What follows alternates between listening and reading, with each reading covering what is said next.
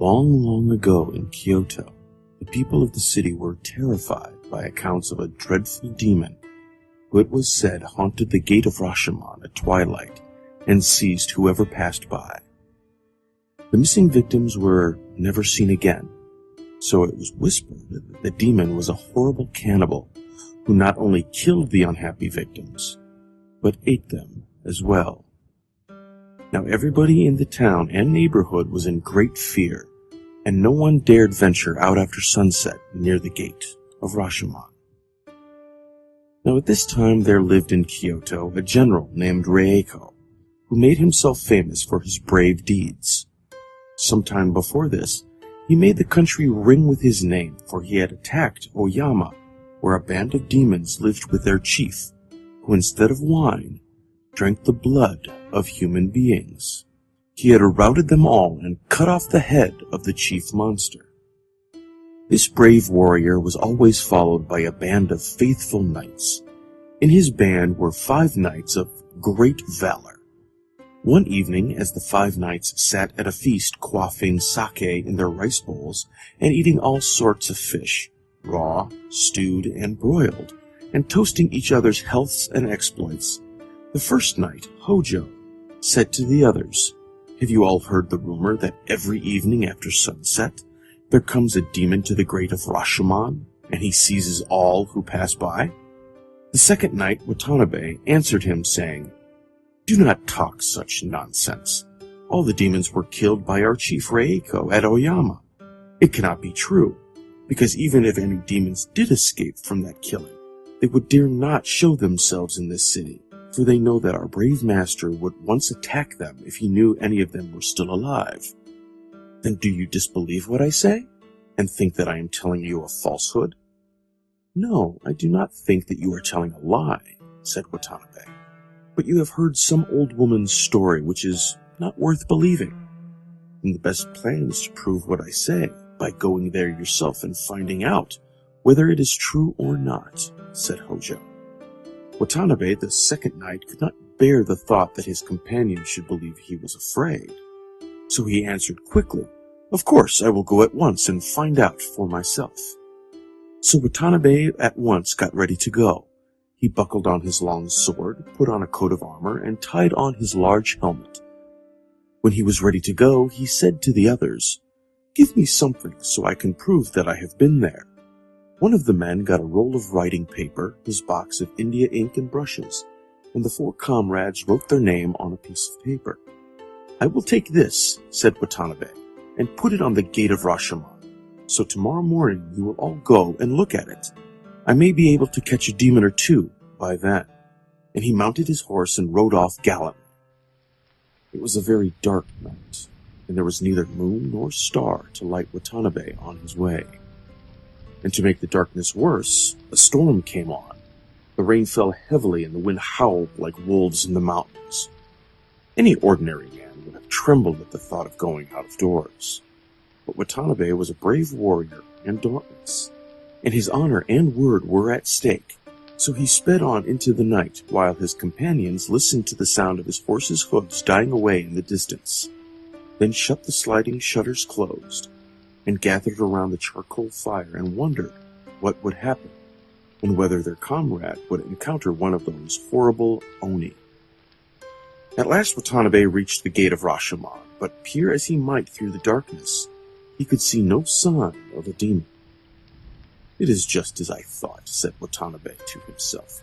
"There are certainly no demons here. It is only an old woman's story. I will stick this paper on the gate so the others can see that I have been here when they come tomorrow, and then I will take my way home and laugh at them all." He fastened the piece of paper, signed by his 4 companions, on the gate, then turned his horse's head towards home. As he did so, he became aware that someone was behind him, and at the same time a voice called out to him to wait. Then his helmet was seized from the back. "Who are you?" said Watanabe fearlessly.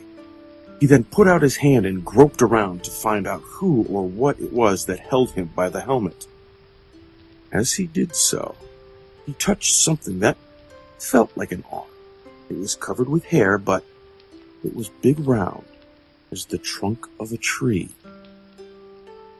Watanabe knew at once that this was the arm of a demon, so he drew his sword and cut at it fiercely. There was a loud yell of pain, and the demon dashed in front of the warrior. Watanabe's eyes grew large with wonder, for he saw that the demon was taller than the great gate.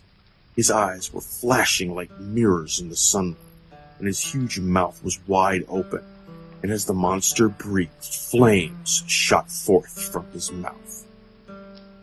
The demon thought to terrify his foe, but Watanabe never flinched. He attacked the demon with all his strength, and thus they fought face to face for a very long time. At last, the demon, finding he could neither frighten nor defeat Watanabe, and that he might himself be beaten, took to flight. But Watanabe, determined not to let the monster escape, put spurs to his horse and gave chase.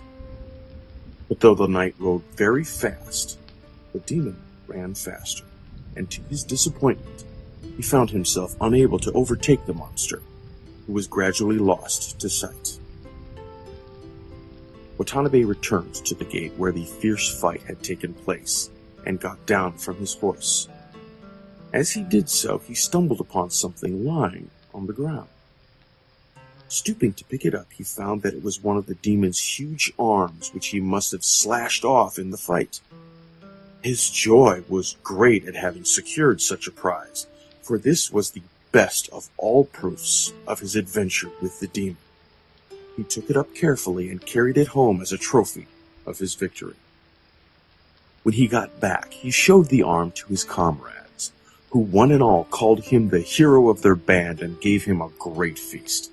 His wonderful deed was soon noised abroad in Kyoto, and people from far and wide came to see the demon's arm. Watanabe now began to grow uneasy as to how he should keep the arm in safety, for he knew that the demon to whom it belonged was still alive. He felt sure that one day or another, as soon as the demon got over his scare, he would come and try to reclaim the arm. Watanabe therefore had a box made of the strongest wood and banded with iron. In this, he placed the arm. He then sealed down the heavy lid, refusing to open it for anyone. He kept the box in his own room and took charge of it himself, never allowing it out of his sight. Now one night he heard someone knocking at the porch, asking for admittance. When his servant went to the door to see who it was, there was only an old woman, very respectable in appearance. On being asked who she was and what was her business, the old woman replied with a smile that she had been the nurse of the master of the house when he was a little baby. If the lord of the house were at home, she begged to be allowed to see him. The servant left the old woman at the door and went to tell his master that his old nurse had come to see him. Watanabe thought it strange that she should come at this time of night, but at the thought of his old nurse, who had been like a foster mother to him, and whom he had not seen for a very long time, a very tender feeling sprang up for her in his heart. He ordered the servant to show her in. The old woman was ushered into the room, and after the customary bows and greetings were over, she said, "Master, the report of your brave fight with the demon at the gate of Rashomon is so widely known that even your poor old nurse has heard of it. Is it really true, what everyone says, that you had cut off one of the demon's arms? If you did, your deed is highly to be praised." "It was very disappointed," said Watanabe, "that I was not able to take the monster captive, which was what I wished to do, instead of only cutting off an arm." "I am very proud to think," answered the old woman, "that my master was so brave as to dare to cut off a demon's arm. There is nothing that can be compared to your courage. But before I die, it is the great wish of my life to see this arm," she added pleadingly. "No," said Watanabe, "I am sorry, but I cannot grant your request." "But why?" asked the old woman. "Because," replied Watanabe, "demons are very revengeful creatures, and if I open the box, there is no telling but that the demon may suddenly appear and carry off his arm. I have had a box made on purpose with a very strong lid, and in this box I keep the demon's arm secure, and I never show it to anyone, whatever happens." "Your precaution is very reasonable," said the old woman, "but I am your old nurse, so surely you will not refuse to show me the arm. I have only just heard of your brave act, and not being able to wait until the morning, I came at once to ask you to show it to me." Watanabe was very troubled at the old woman's pleading, but still he persisted in refusing. Then the old woman said, "Do you suspect me of being a spy sent by the demon?" "No, of course not. I do not suspect you of being the demon's spy, for you are my old nurse," answered Watanabe.